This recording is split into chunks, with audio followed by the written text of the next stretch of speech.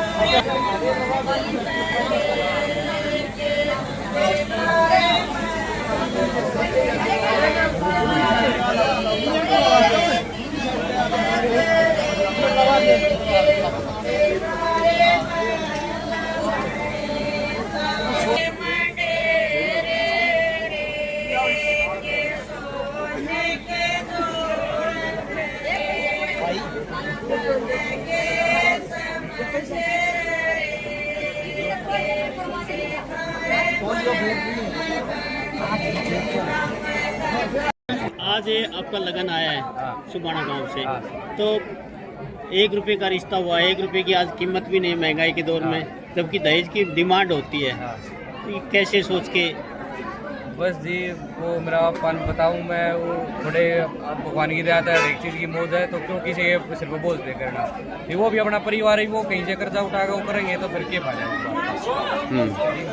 किस चीज़ से इंस्पायर होकर के आपने ये जो पहल रखी है कि दहेज लेना और ना देना, ये एक अभिशाप है? तो जी मैं एक शादी में जा रहा था, वहाँ एक दहेज की वजह से रिश्ता टूट गया था, उसकी वजह से फिर मैंने सोची कि ये काम करना ही नहीं लिया है। आज के समय में अगर दहेज शादी नहीं होती, आपने उदाहरण दिया। जी जी, ये उदाहरण इसलिए जी, समाज में जो ये दहेज की कुरीति चल रही है जी, इससे समाज दूर हट जाए, एक को देखकर और 2-4 ऐसे काम करें ताकि ये दहेज फ्री शादी और बढ़ती चली जाए समाज में। तो गांव में पहले भी हुई है क्या ऐसी? नहीं, गांव में ऐसी कोई भी शादी पहले नहीं हुई जी। आपने पहली की है? जी, ये शादी पहली है जी। आगे भी नहीं लेंगे? नहीं, आगे भी नहीं, बिल्कुल भी नहीं लेंगे जी, कोई भी। हाँ, दहेज के खिलाफ है जी हम। आपने क्या सोचा दहेज नहीं लेना चाहिए? दहेज इसीलिए नहीं चाहिए क्योंकि उसमें है ना लड़की पक्ष पे ज्यादा दबाव भी पड़ता है और समाज की कुरीतियाँ लगातार यहाँ बनी हुई है जी। तो यह समाज की जो कुरीतियाँ हैं, इसको खत्म करने के लिए हमने ये पहल की है जी।